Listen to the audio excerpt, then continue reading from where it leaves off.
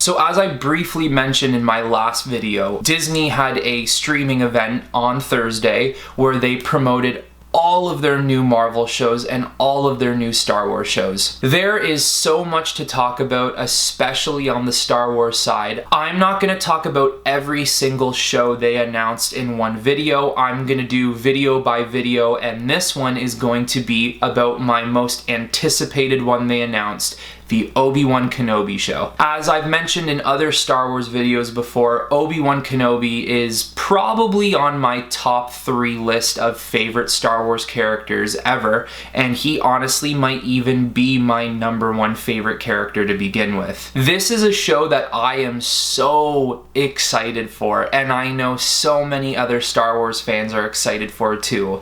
You know, you take it a couple years ago where it was teased, it was rumored, people were playing with the idea like, hey, like we've heard about an Obi-Wan show coming out, but we never got anything. Even Ewan McGregor had an interview, a very popular interview, where he said he's heard things but nothing confirmed, and he always said he would be interested in reprising his role as Obi-Wan. You know, a couple years ago, they announced it at, I think it was the Disney Celebration, 2018. I believe, maybe 2019, I can't remember, but they announced it a couple years ago, and it was awesome to hear, and it was so cool to know that Ewan McGregor was coming back as Obi-Wan, something we've all wanted since Revenge of the Sith. So when they first wrote this show, apparently it was, let's just say, bad. Maybe the story could have suited for something else, but for a show entitled Kenobi, from what I know, the show ends with Kenobi being the only time you ever see him. It's like a 6-episode series, who knows how long, 30 minutes, 45, an hour long episodes, and Obi-Wan shows up at the very end of the show for like a minute. That's not a Kenobi show. So obviously, yep, scrap that, restart, let's go from scratch. So now, over the past couple years, with all the difficulties of Lucasfilm and Disney and Star Wars, the failure of Rise of Skywalker, just a year long of silence with really no new content other than a video game, which was Fallen Order, and now with The Mandalorian blowing up and all of these rumors surrounding Star Wars for the past year, the Obi-Wan show is in fact, of course, still happening, as we all knew that once they announced Obi-Wan, we would eventually get the Obi-Wan show. It's just great to know that they are finally starting to begin filming, I believe, next month. If not, they're filming already, which they more than likely are. The reason why I wanted to talk about Obi-Wan first, and why I'm just so excited for this show, is because of so many things that they could possibly do with this story. So first of all, I heard speculation that what the story is going to be about is it's going to be about Commander Cody and his squad of troopers hunting down Obi-Wan Kenobi, because now the Empire have become Jedi hunters. Anyone who has not died in Order 66 will now be hunted down and killed. Any Jedi, that is. So if you don't know who Commander Cody is, well, every Jedi during the Clone Wars, or most of every Jedi, had their own right-hand man, and that was usually a clone commander or general. So for example, the very popular one is Rex from the Clone Wars. He was Anakin's right-hand man,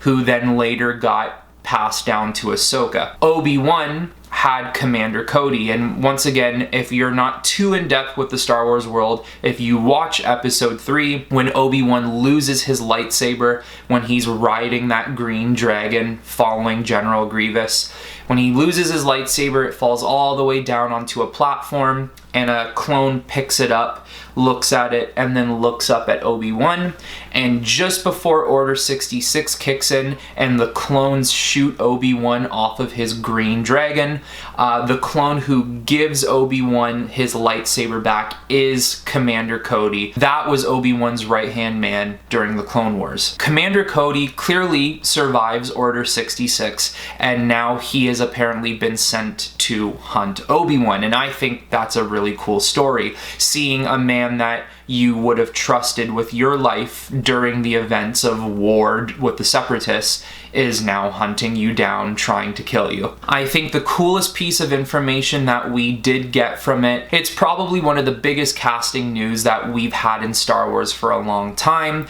And once again, it was always being speculated and rumored, but we were never exactly sure if it was going to happen. But now we are.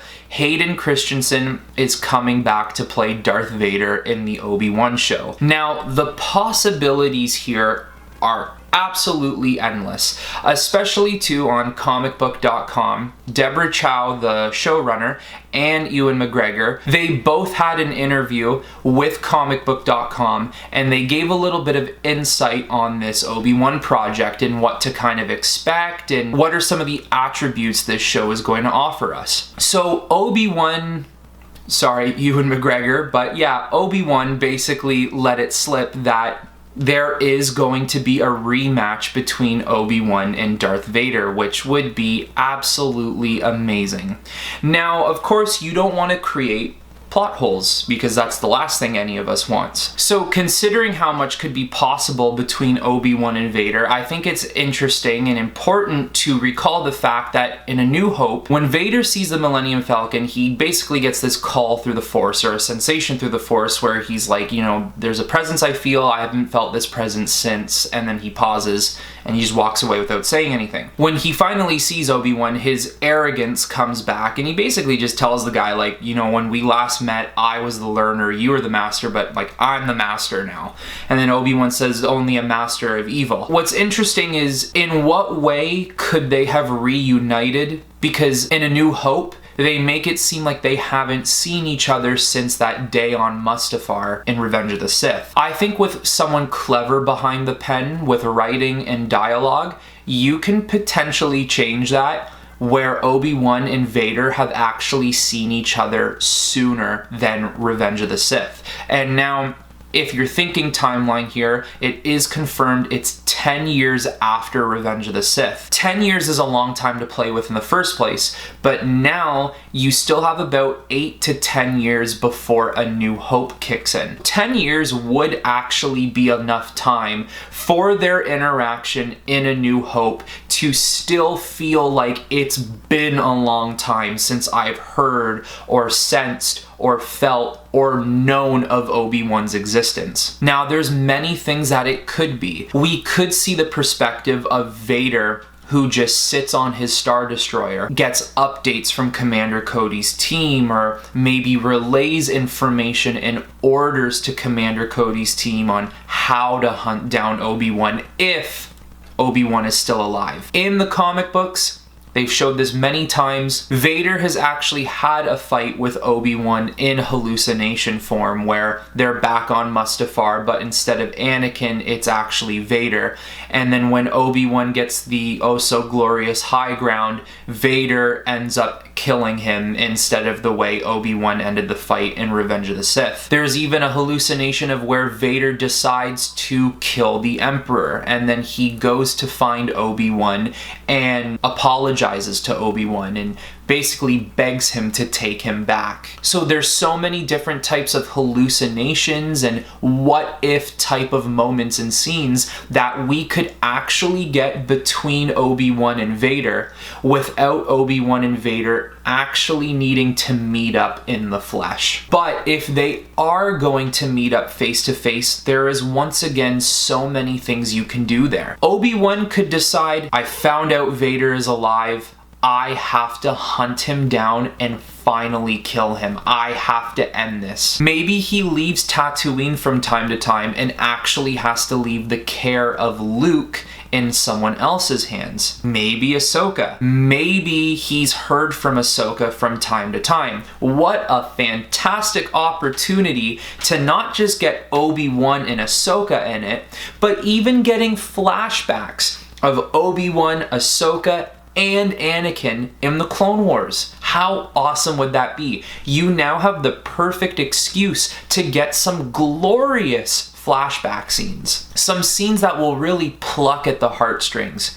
You know, some scenes of maybe seeing Obi-Wan and Anakin take on droids in the Clone Wars, and then all of a sudden here comes Ahsoka flipping over them and joining the battle. You know, instead of just seeing in cartoon form all the time, now you can finally see that in live action. That would be amazing, and it's, like I just said, your perfect opportunity to get away with something like that. But back to my point about Obi-Wan leaving Tatooine, maybe he has to leave Tatooine to hunt Vader down, or maybe not hunt him, but to try to find Vader to see if he can finally end this once and for all. We all know how that'll end up. That'll end up with Obi-Wan needing to go back to Tatooine to flee because you can't kill Vader. We do know that on multiple occasions, Vader did visit Tatooine after he became Vader, and for reasons not being to see his son, but maybe for reasons to hunt down Obi-Wan. Maybe he knows Obi-Wan's on Tatooine. Maybe he's heard things about someone named Ben Kenobi living on Tatooine.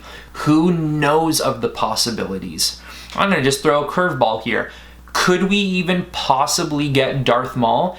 It's probably unlikely, but it's not impossible. Everything we're talking about here is speculation and just pure excitement in general. I think one of the other things to be completely excited about is the fact that we are more than likely going to get an Order 66 scene. And I think we might actually get to see Anakin's raid on the Jedi Temple. Something that I do wish we got in Revenge of the Sith in the first place, and it wasn't just kind of taken away by a little hologram of him fighting a Jedi that Obi-Wan turned on. I do wish we got to see the siege on the Jedi Temple, and this show might give it to us. If I can find the concept art, I'll put it on screen here, but just in case I can't, there was some concept art shown of Jedi protecting younglings with Anakin standing in front of them, almost as if they are preparing for an episode or a scene or multiple scenes to actually show Anakin raiding the Jedi Temple, completely executing Order 66. There is your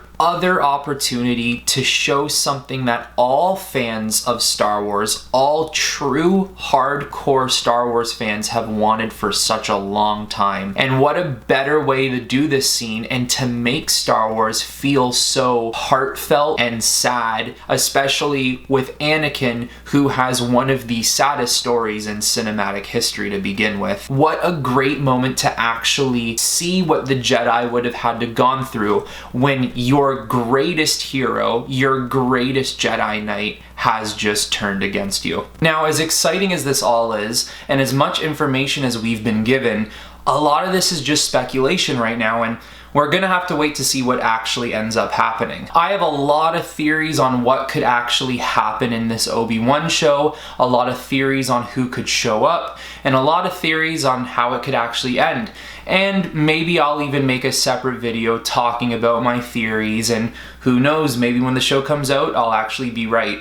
Or I could be completely far left field and nowhere close. Now, tell me what you think. Are you excited for the Obi-Wan show? I really hope not to see any comments saying that you're not, but hey, if you're not, you're not. But if you're excited, make sure to let me know in the comments and tell me who you would like to see in this Obi-Wan show. Alright guys, new videos will be coming out soon with all the other TV shows that were announced, and we'll talk about every single one of them. Until next time, see ya. Obi-Wan, may the Force be with you. Goodbye, old friend. May the Force be with you.